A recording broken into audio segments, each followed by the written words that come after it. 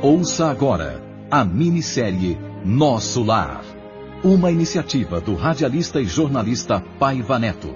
Os direitos autorais da obra literária de André Luiz, psicografada por Francisco Cândido Xavier, pertencem à Federação Espírita Brasileira, que gentilmente autorizou a sua radiofonização. Realização: Rede Boa Vontade de Comunicação. Fundação José de Paiva Neto.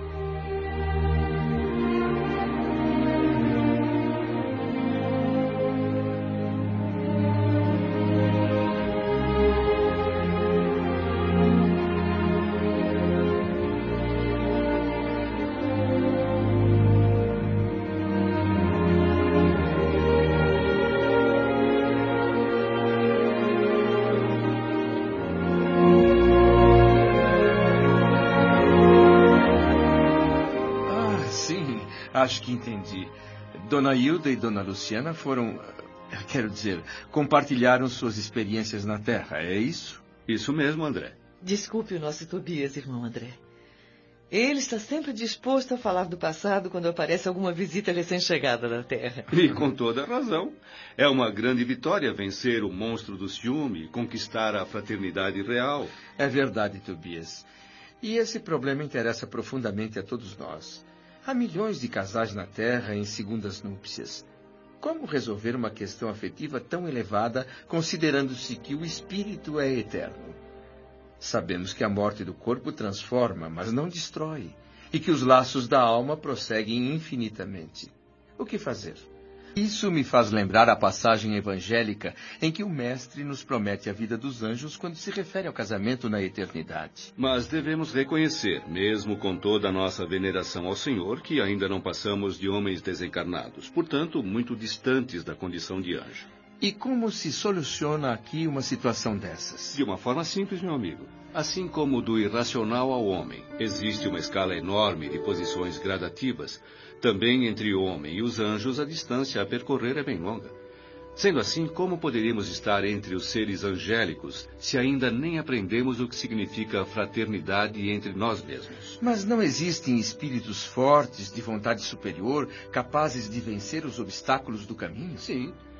Mas a maioria precisa de pontes para vencer os obstáculos, ou seja, necessita do socorro de guardiães caridosos.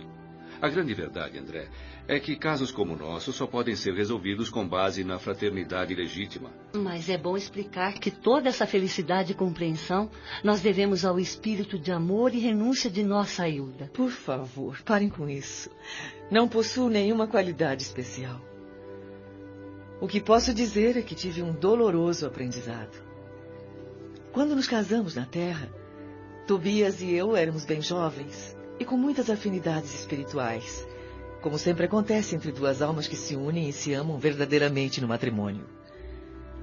Quando nasceu o nosso segundo filhinho, a morte, talvez enciumada por ver a nossa felicidade, resolveu me levar. Foi um sofrimento indescritível. Tobias chorava desconsolado e eu tentava sufocar a angústia. Começou então minha peregrinação pelo umbral. Continuava agarrada ao marido e aos filhos. Me recusava a ouvir qualquer esclarecimento que os amigos espirituais me enviavam por intuição.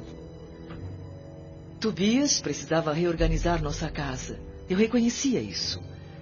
Faltava para as crianças a assistência de mamãe. Minha cunhada solteira não tolerava meus filhos.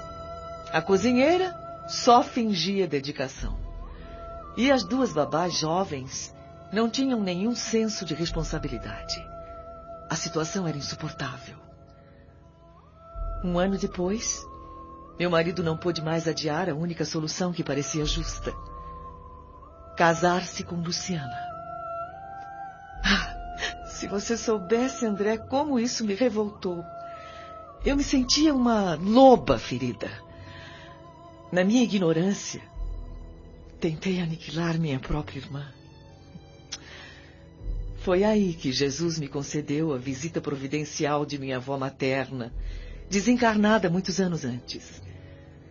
Passada minha surpresa, a bondosa velhinha, com lágrimas nos olhos, começou a me perguntar: que é isso, minha netinha? Que papel é o seu na vida? Você é uma leoa ou uma alma consciente de Deus? Luciana serve de mãe a seus filhos, criada de sua casa, jardineira do seu jardim, suporta o mau humor de seu marido e não pode assumir o lugar provisório de companheira de lutas ao lado dele? É assim que o seu coração agradece os benefícios divinos? É assim que recompensa os que servem a você? O que está querendo? Uma escrava? E ainda despreza uma irmã? Hilda, onde está a religião do crucificado que você aprendeu? Ah, minha pobre netinha.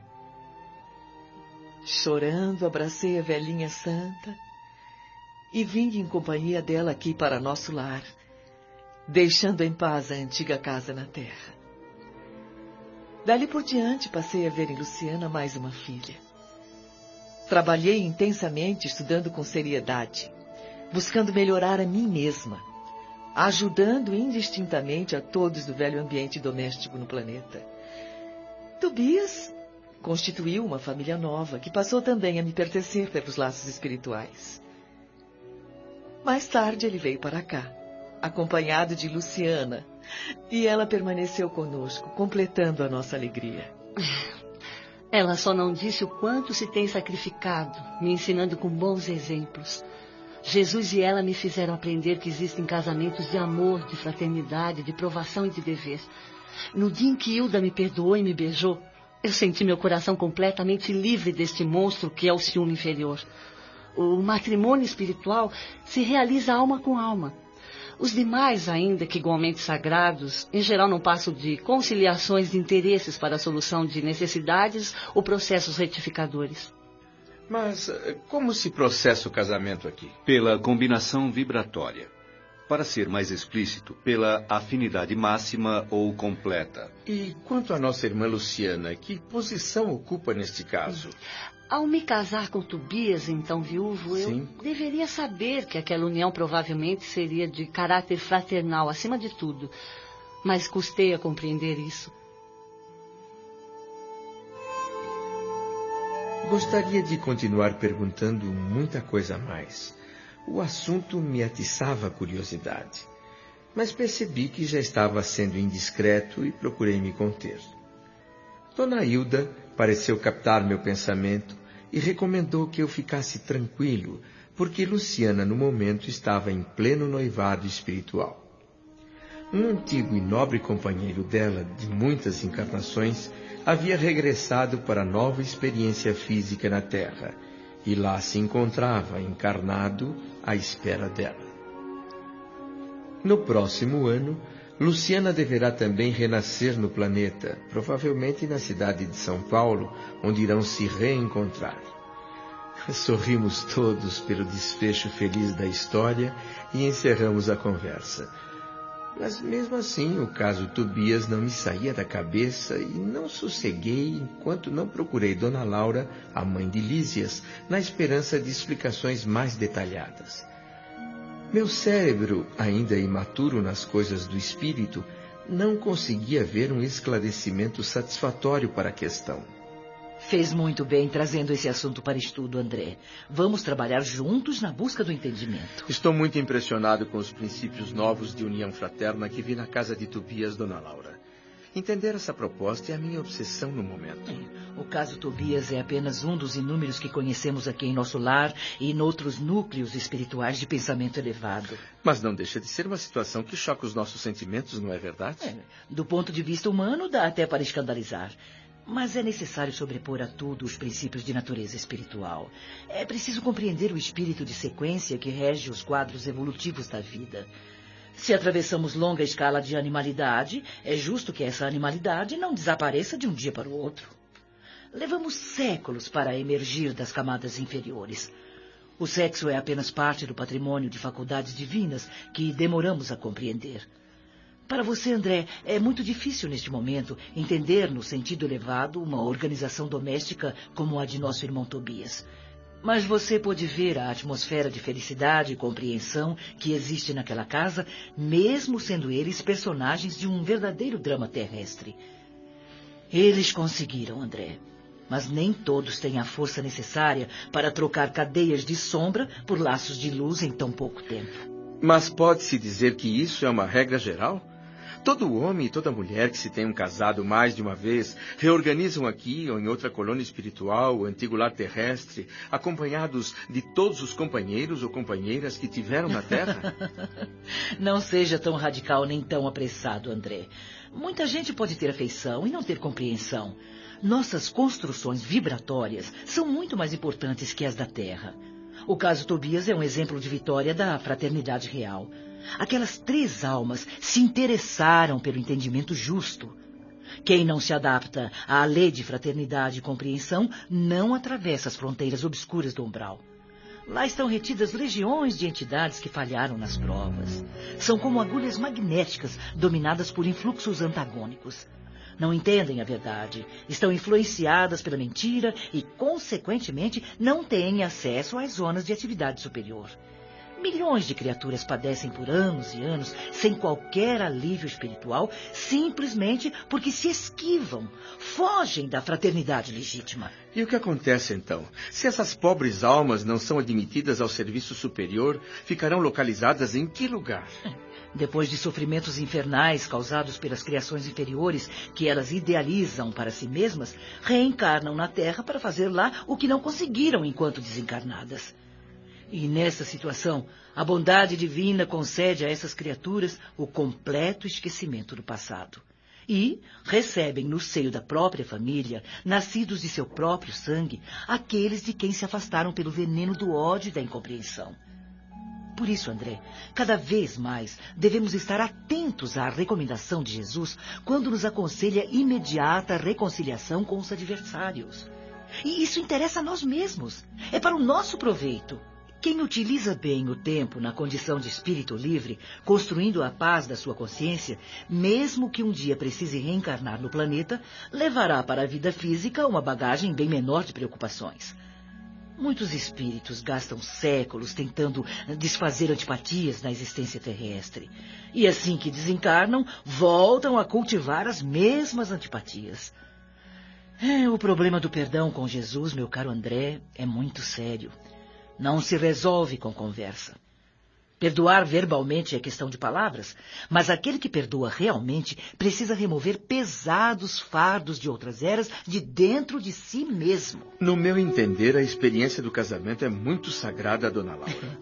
Enfim, meu amigo, para os espíritos ainda em simples experiência animal, esta conversa não interessa. Mas nós, que compreendemos a necessidade da iluminação com o Cristo, devemos valorizar não só o casamento, mas também o sexo, por afetar profundamente a vida da alma. Toda a experiência sexual da criatura que já recebeu alguma luz do espírito é acontecimento de enorme importância para si mesma.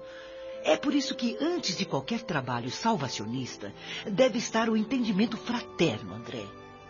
Onde o esforço de consertar é tarefa de quase todos, deve haver lugar para muita compreensão e muito respeito à misericórdia divina que nos oferece tantos caminhos à retificação justa.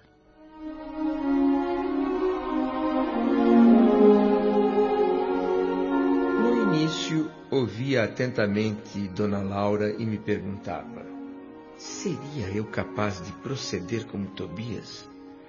Afinal, ainda me sentia senhor do lar terrestre e avaliava as dificuldades a enfrentar caso tivesse uma situação dessas pela frente. Admitia que não seria capaz de aborrecer tanto a minha querida Zélia e também não aceitaria uma imposição igual por parte dela. Mas as observações finais da mãe de Lísias me fizeram corar, porque lembravam o meu passado de homem comum, quando minha mulher, para mim, era um objeto sagrado que eu sobrepunha todas as afeições. E enquanto Dona Laura continuava, minha mente ia sendo invadida pelas palavras do Velho Testamento. Não cobiçarás a casa do teu próximo. Não cobiçarás a mulher do teu próximo, nem o seu servo, nem a sua serva, nem o seu jumento, nem o seu boi, nem coisa alguma que lhe pertença. Mas logo me senti incapaz de prosseguir. Apesar das explicações, ainda estranhava o caso de Tobias. Percebendo minha perturbação íntima, Dona Laura sutilmente encerrou a conversa, deixando provavelmente a continuação do assunto para a ocasião mais oportuna. Fomos visitar sua neta Heloísa, ainda recolhida ao quarto da casa, e depois de confirmar as melhoras da jovem, retornei às câmaras retificadoras, mergulhado em profundas cogitações. Já não me preocupavam somente a situação ou as atitudes de Tobias, Zilda e Luciana. O que me impressionava mais era a imponente questão da fraternidade humana.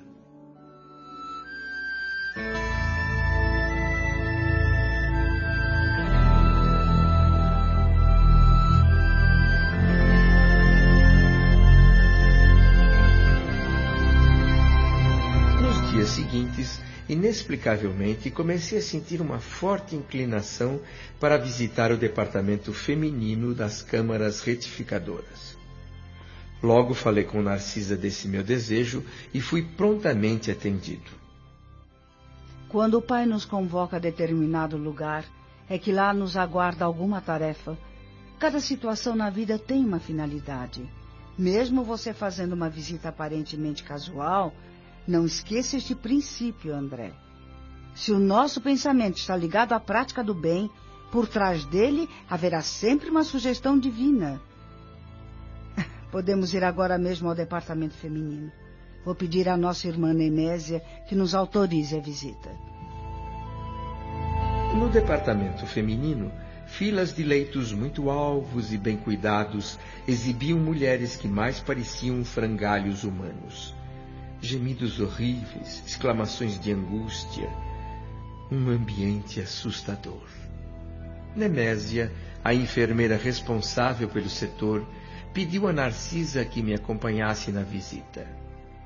Durante a caminhada, comentávamos a vaidade humana, sempre ligada aos prazeres físicos, fazíamos observações, lembrávamos ensinamentos, até que atingimos o pavilhão 7, e nos vimos diante de algumas dezenas de mulheres em leitos separados um a um, a distâncias regulares.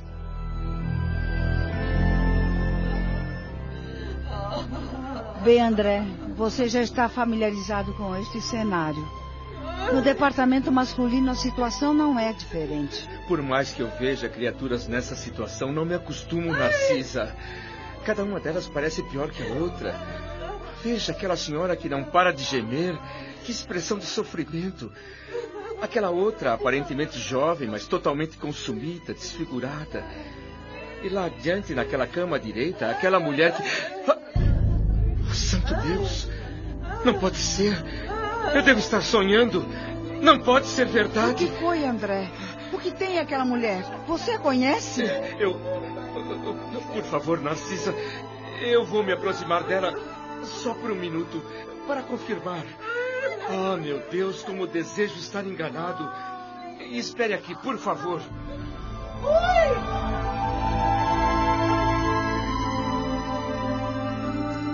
Entre as centenas de pacientes, ela de alguma forma se destacava. Eu precisava vê-la de perto, saber quem era aquela mulher amargurada, de aparência original, de semblante prematuramente envelhecido, de expressão irônica e ao mesmo tempo resignada. Os olhos profundamente tristes, opacos, cobertos por uma névoa, eram certamente defeituosos. Me aproximei do leito com o coração comprimido. Em poucos instantes, minha memória inquieta localizou no tempo e no espaço a mulher. Era Elisa. A mesma Elisa dos meus tempos de rapaz. Modificada pelo sofrimento, mas não deixando qualquer dúvida. Como num filme, as imagens do passado desfilaram pela minha mente. A jovenzinha humilde sendo admitida por minha mãe para os serviços domésticos da casa. A princípio, o ritmo comum, nada de extraordinário.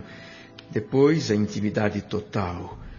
Eu abusando da faculdade de mandar e ela da condição de servir. A mim, Elisa parecia bastante leviana.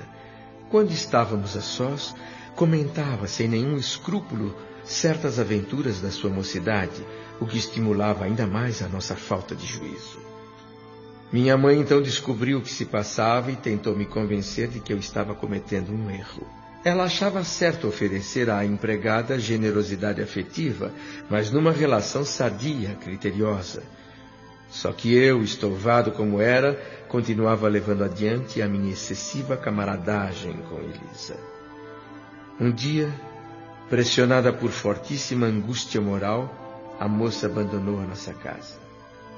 Foi embora em silêncio, sem coragem de me atirar no rosto nenhuma acusação. O tempo passou. O fato foi perdendo importância no meu pensamento, até ficar reduzido a um simples episódio casual na minha vida. Mas o episódio, como parte da vida, estava também vivo. Ali estava Elisa, diante de mim, vencida e humilhada. Onde teria vivido aquela mísera criatura esse tempo todo, jogada em tão doloroso sofrimento? De onde teria vindo? Que caminhos teria percorrido até chegar ali? Era diferente do meu recente encontro com o Silveira, porque naquele caso eu pude repartir o débito com o meu pai. Mas a dívida agora era inteiramente minha. Cheguei a tremer de tanta vergonha pela exumação daquelas lembranças. Como uma criança ansiosa pelo perdão para suas faltas, voltei para junto de Narcisa. Precisava desesperadamente de orientação. E me admirava da confiança que aquelas santas mulheres de nosso lar me inspiravam. Jamais teria coragem de pedir ao ministro Clarencio as explicações que pedi a dona Laura. Se ali a meu lado estivesse agora o Tobias, por exemplo, eu não pediria sua ajuda. A mulher generosa e cristã é sempre mãe. Narcisa olhou fixamente para mim e compreendeu tudo imediatamente. Eu tentava falar e conter o pranto ao mesmo tempo. No trecho mais penoso da minha confissão de culpa, a velha enfermeira me interrompeu. Não precisa continuar, meu amigo. Já posso adivinhar o final da história. Tem experiência própria suficiente para dizer que conheço o seu sofrimento. Não se deixe levar por pensamentos destrutivos. Entenda só uma coisa. Se o senhor permitiu que você reencontrasse nossa irmã Elisa, é porque eu considero em condições de resgatar a dívida. Mas eu não sei o que dizer a Elisa. Não tenha medo. Chegue bem pertinho dela e diga palavras de conforto espiritual. Todos nós, meu querido amigo, encontramos no caminho os frutos do bem e do mal que semeamos.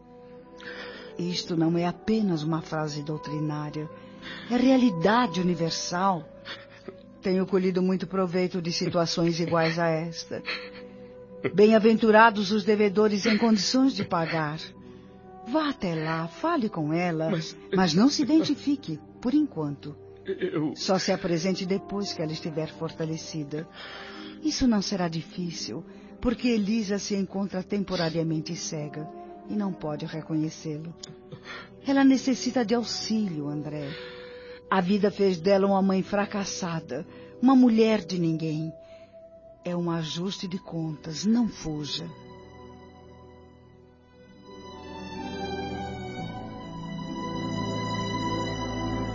Não me lembro de um momento mais difícil em toda a minha existência.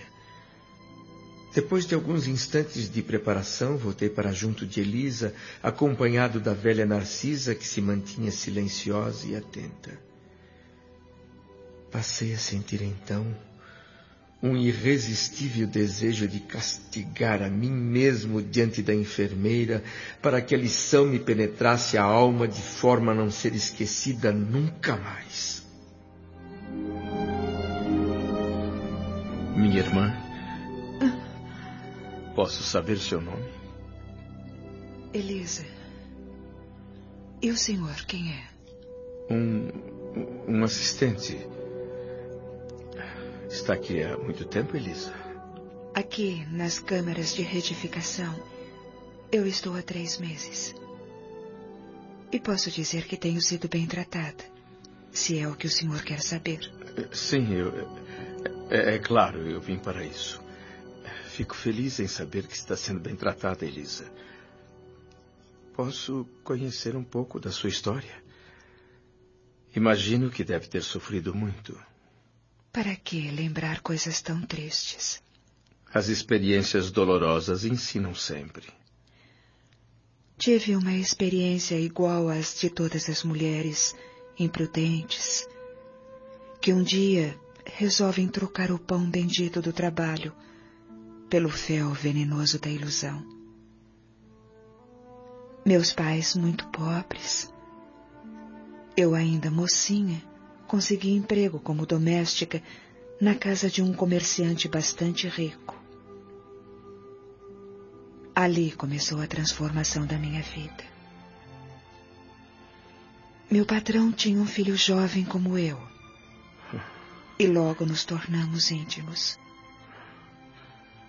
Foi um relacionamento tão forte. Chegou a ficar tão enraizado que qualquer reação de minha parte era inútil. Esqueci o trabalho sadio. Me entreguei a experiências que nem é bom comentar.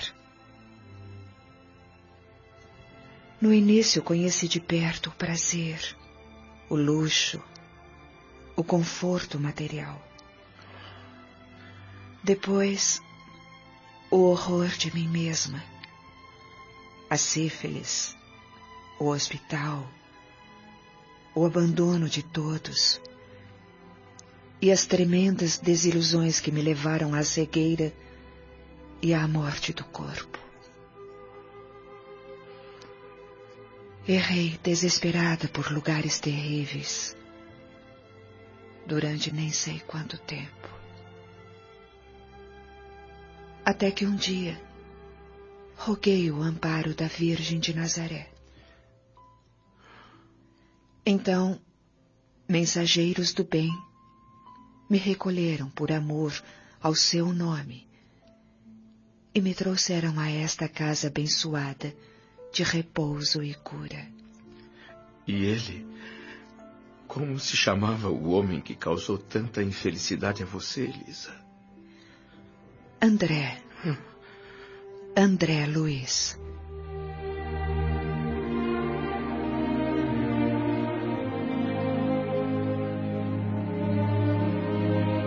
Minissérie Nosso Lar. Uma iniciativa do radialista e jornalista Paiva Neto. Os direitos autorais da obra literária de André Luiz, psicografada por Francisco Cândido Xavier, pertencem à Federação Espírita Brasileira, que gentilmente autorizou a sua radiofonização. Realização: Rede Boa Vontade de Comunicação. Fundação José de Paiva Neto.